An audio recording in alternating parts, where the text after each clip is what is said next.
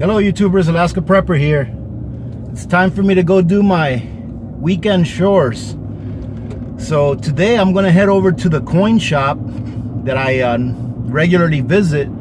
I thought I'd bring you guys along. In between there though, I still got to do my garbage run. I have to go to the bank.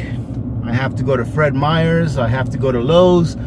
Have a whole bunch of stuff to do, but I think I'm just going to bring you guys along for the ride to the coin shop. And maybe if we're lucky, the owner will be willing to do a quick 5 or so minute interview.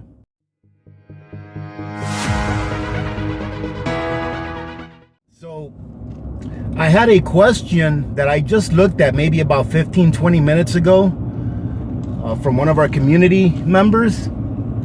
And I actually replied to his question saying, you know, this is a really good question and I get it a lot.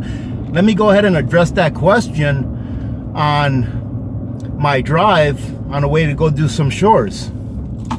And the question is this. I forgot who asked it, but it goes something along, how do I mitigate any bugs being in that specific video? It was being in my rice for when I pack it for long term. And I know I've gone over this before, but I actually thought of something else that you can do on top of my previous recommendations. So I'm going to go over all of them right now. So as you've seen, any one of you that have seen several of my videos of me packing the dry food storage, be it rice, be it beans, be it potato flakes, potato shreds, etc., you'll see that in those videos I recommend that prior to packing your dried goods, that you should place them in the freezer for anywhere between 24 to 48 hours. Even 3 days won't hurt. But I would say that at least 24 to 48 hours is a good amount of time to put them in your deep freezer, so that the freezing will actually kill any larvae that are in there, or any eggs that are in there, or any microscopic bugs that may be in there that you can't see with your eyes. Now, in addition to that safeguard of putting it in the freezer, you're also going to want to use an oxygen absorber when you place your dry goods inside of a Mylar bag. Now, before I continue, let me tell you that in my opinion, once you take your goods out of the freezer, it is very important that you allow your dry goods to come up to room temperature before you package it for long term, in order to mitigate any kind of condensation buildup inside the packet or inside of the bag after you put your food in there. You don't want to put your food in there really cold, because if you put your food in there really cold and the room temperature, there's a big difference between the temperature of the food and the temperature of the room, the ambient temperature of the room you're in, you're probably going to end up getting a little bit of condensation, and that's the last thing that you want. Now, you can add an oxygen absorber, and you should add an oxygen absorber inside of your Mylar bag when you store your dry goods. Whoops, I thought she was gonna let me go. So you should add an oxygen absorber inside of your dry goods before you seal up that Mylar bag. And what the oxygen absorber does is it will not only eliminate all the oxygen in there that will keep any bugs that may be stayed alive during the freezing process, but it will keep any of the eggs from hatching also, if there's still any eggs in there that also survive the freezing process. But in addition to that, it will keep the food from oxidizing, right? So if you don't put an oxygen absorber in there, you run the risk of any bugs that may have lived through the freezing process, or any of the eggs hatching. And also, you're going to run the risk of some of your food oxidizing with whatever oxygen there is in there. So in my opinion, it is extremely important that you place an oxygen absorber inside of any dried good items that you package for long term inside of a Mylar bag. I would never package anything for long term. I know I've seen other preppers do it, but me personally, I would not package something for long term. And when I say long term, I mean like packaging something for 5, 10, 20 years, like rice and beans and wheat and things like that. I would not just package it in a plain bucket. All right. Now, having said that, the interview that we are going to have tomorrow during the live chat the gentleman that I spoke to did say that you want to allow oxygen to get to your wheat berries, all right? If you're going to end up using your wheat berries to germinate so that you can sprout them and eat them as a green food, all right? But other than that, I would not package anything just in a bucket and seal it with an oxygen absorber in there, because the plastic buckets that you get, even if they're food grade, they have some level of permeation. They will allow a very small amount of air to get through over time, and I would rather just not allow any air to get through at all. With your Mylar bags, no air is going to get in there if you properly seal that bag, because the Mylar bag is a Mylar bag because it has a thin coat of metal over a thick sheet of plastic, right? And I would recommend that you use Mylar bags that are no less than 4.5 mils, preferably 5.5 mils thick. All right, those are the best ones to block ultraviolet rays or any sunlight that may come in to your storage area. All right, another thing that you may want to consider to eliminate bugs, what if you don't have oxygen absorbers? All right, what if you can't get them? Well, another thing that I think would be a good idea is to put a couple of tablespoons of diatomaceous earth into your dried goods. All right, diatomaceous earth, the way I understand it, is just the microscopic skeletons of bacteria that lived millions and millions of years ago that we are now harvesting. All right, that's what that is. It's like a powder. You really can't see, you know, a little skeleton, but it's like a powder. That's how small they are. So what diatomaceous earth does, now from my understanding, ladies and gentlemen, if I'm wrong, please correct me and leave it in the comments. What diatomaceous will do is any microscopic bugs that eat the diatomaceous earth, they will die because they cannot digest that. All right, so they will die. Diatomaceous earth is good for you and me, but it's not good for microscopic bugs. That's another thing that you can add into your dried goods if you're wanting to take an extra step, all right, in making sure that there's no bugs in there. So I hope I answered your question. Thank you very much for that question. I mean, that's a really good question, and we have to keep mentioning these things for new community members, and just as a reminder to us, that way we don't get complaints in the way that we package our long-term foods. That way they will serve their purpose when they are needed. All right, so now I'm going to go ahead and speed this up so that I can get to the garbage dump, and then after that I'm going to go and do some chores, and I'll meet you guys back up at the coin shop.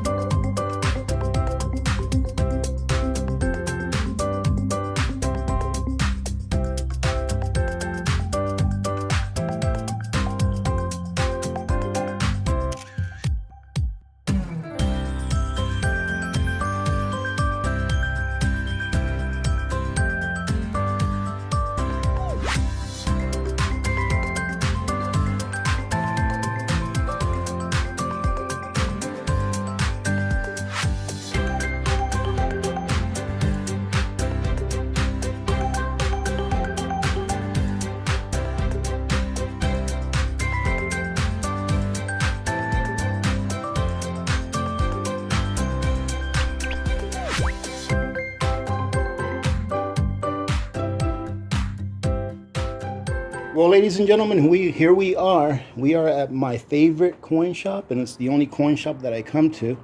So I'm going to go ahead and show you guys real quick all of the goodies that they have over here. And the name of this coin shop, ladies and gentlemen, is Alaska Rare Coins, and it is located at 501 Bravo. Is that right? 501B? 551. 551B on 2nd and Cushman. All right, so obviously I know that most of you all aren't going to come over here because you don't live in Alaska, but I do know that a handful of our community members do live here in Alaska and near Fairbanks. So if you guys want to come check this place out, I highly recommend it.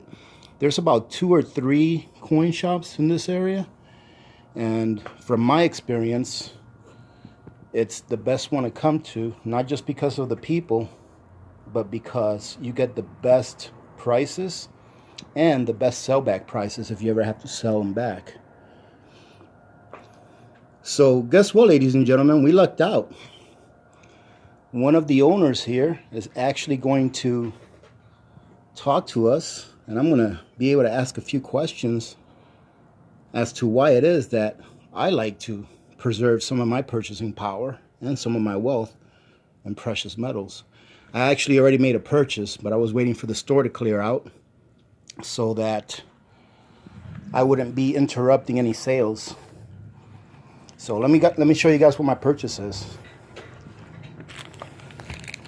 So today I got a 1 gram bar of gold. See, ladies and gentlemen, you don't have to buy 1 ounce at a time. Slow and steady wins the race. However, I do know where the action is, and I think that the action is in silver. So I got 10 ounces of silver today and 1 gram of gold. Now, ladies and gentlemen, please don't start with the you can't eat silver or gold, okay? Before you put any of your fiat currencies into precious metals, you already know where I stand. Make sure you have your first 3 B's of prepping down. Make sure you have food, water, shelter, medicine, a way to defend those first things that I mentioned. And then if you have a little bit of wealth left over after you've got all your preps taken care of, then you can go ahead and preserve some of your wealth in precious metals. So we're going to talk to our friend here. Let's go ahead and see if Dick can answer some of our questions. And I've probably covered some of these before, but you're going to be hearing it from someone that deals with this for a living. So, Dick, my first question is, if someone wanted to use precious metals to preserve their wealth, to bring forward their purchasing power, what would you recommend that they purchase? Generic or like government minted? And why? We are of two minds on that. On silver, we prefer generic because it is so much cheaper than the American Eagle and other government minted silver. We can sell you generic silver for less than the U.S. Mint sells the Silver Eagle to their primary distributors. We believe the U.S. Mint is currently selling generic silver at spot plus $2 to the primaries, and we can sell generic silver at spot plus $1.50. Wow, so, and a generic silver round and a government minted round, if it's 999 purity, it's still 1 ounce or 31.1 troy grams of silver. 31.1 grams. 31.1 yeah. troy grams, right? No. No, it's grams? It's just grams. It's okay. Oh, I thought that it was measured in troys. Well, it is measured in troy, and that's the 1 ounce. Oh, okay. There are 2 types of ounces. So is silver considered a precious metal? Oh, yes. So right now, from what I understand, silver plays 2 roles. It's a precious metal, but in addition to that, not only it being a monetary metal, it's also a metal that's used in industry. It's used in industry, but sadly, as far as we're concerned, not as much anymore. The photographic industry is not using as much silver as they used to. They used to be a huge consumer of silver. Oh, wow. So maybe, well, I'm of the mindset that the price of silver is manipulated with paper contracts, but maybe that would explain why silver hasn't picked up as much as some people may think it should have in the last few years. Nah, I think you're right. Yeah? I have no doubt that it's manipulated. It's manipulated, right? People shorting silver. Right, and using paper contracts for silver that doesn't even exist. Exactly. Okay. So can you explain to people what the difference is between spot price and the price that they pay at the counter? Spot price is what you may see in the newspaper or may hear on the radio. They generally give you a New York closing or a London closing, but it trades 24 hours a day worldwide, except from about 4 p.m. on Friday to about 3 p.m. on Sunday when the Asian markets open again. So it is constantly changing. When someone comes into the store, we can look and see what the exact current spot price is at that moment. Okay, and then the price that you pay at the counter is called your spot price plus your premium. A premium, correct. Right, and the premium is just pretty much the price that's the nominal amount that is put on top of the spot because the dealer has to make a living. Silver is kind of the opposite when it comes to commodities because usually a commodity would be valued from demand and the amount of actual product that's available. Whereas silver is, the spot price of silver is determined from the paper contracts, not really the physical amount of silver that there's actually out there. It's really controlled by the paper contracts. Right. Yeah. So it's we live in a backwards kind of a world when it comes to silver and gold, ladies and gentlemen, because with all the paper contracts that are out there, it's manipulating the market to think that there's more actual silver than what there really is. So the physical price of silver actually follows what the paper contracts are being manipulated to say that silver should cost. So that's why the price of silver and gold over the last several years have stayed kind of stagnant, all right? And they've actually done well enough to where they have kept up with inflation over the last several years, and also where they have kept up with the stock market. If you guys take a graph of the stock market since 1971 and match it to gold, you'll see that gold has actually outperformed the stock market since 1971. If there's people out there who are kind of shy of pulling the trigger as far as purchasing precious metals at a local coin shop or at an internet site, what do you recommend? I mean, obviously you're probably a little biased to go towards the local coin shop because you work in a local coin shop and that's what you do for your business. But why would you recommend that someone does their business with a local coin shop versus an internet site? Well, speaking for ourselves, we can be very price competitive with the internet. The advantage is you get immediate delivery. You don't have to wait. Right. There are some very good companies on the internet that deliver a product at a fair price, but there are also people that you wouldn't invite into your home for dinner. Right. So it's just a matter of trust. And I've always tried to explain to my community members that I think that it brings great value to the table when you're actually dealing with a person face to face, knowing that if you ever have to sell that silver back, that you'll be able to be treated fairly in a quick manner, instead of having to mail it somewhere, pay for mailing, and then try to get a check over the mail that you then have to cash. You can just go to your local coin shop that you've built a relationship with and be able to liquidate whatever it is that you need to liquidate in a timely manner. And when you all buy back silver or gold, at what price do you buy it back, and what factors are involved in the price that you can offer for buying back silver or gold? Currently, silver, we're buying back at spot price. We're able to do that. If we ever reached a point where we had too much and we had to ship it outside, then we would probably have to pay less than spot, because we would be then dependent upon what the people we were selling it to were paying. Okay. On gold, currently, we are only able to ship it outside and get $10 back of spot price, so we have to buy it $20 back, and that helps us cover shipping and maybe makes us $5 an ounce. So it's pretty much determined on how much your people that you're selling it to is going to buy it from you from. It's not necessarily you're setting the price. It's because you have to liquidate it as well. Yeah. If it's a product, if it's gold that we're going to be able to sell here in the store, if we're not overloaded with gold like we have been in the last month or so, we pay full spot. But we've just not been able to do that in the last month or so. All right, so Dick, thank you very much. You've been very generous with your time, but I have one last question. If someone were thinking about getting precious metals, what would you recommend? What kind of precious metals should they get, and why should they get it, and what should they do with it once they've got it? Well, right now our preference is for silver. Our philosophy is buy silver until you think you've got enough, and then buy gold. The ratio between gold and silver is so high right now, it's totally out of whack. Some people will tell you they know what the correct ratio between gold and silver should be, but they're all wrong. I'm the only one who's right. And I can tell you what the exact ratio between gold and silver should be. What is that? And that's whatever the price difference is at that moment of trading on the world market. Right. Whatever the market set. That is the correct ratio. Yep. Whatever the free market stipulates, it should be, right? Even with silver and gold being manipulated as we believe they are, that ratio is the correct ratio at this moment. That's what the market will bear. That's what the market bears. And okay. Like in any case, we prefer silver as far as what to do with it after you've got it. We're not paranoid as much as some people. We really prefer a safe deposit box. You may have the best safe in the world, but you give somebody enough time and they're going to get into it. Right. And fire finds everything. So just make sure that if you do store it outside of, Don't let a dealer store it for you. Like Right. some will offer to store your precious metals Off-site, right? and don't do that. Yeah. Okay. The only time you want it off-site is in a safe deposit box. And why would anyone want to get precious metals? Last question.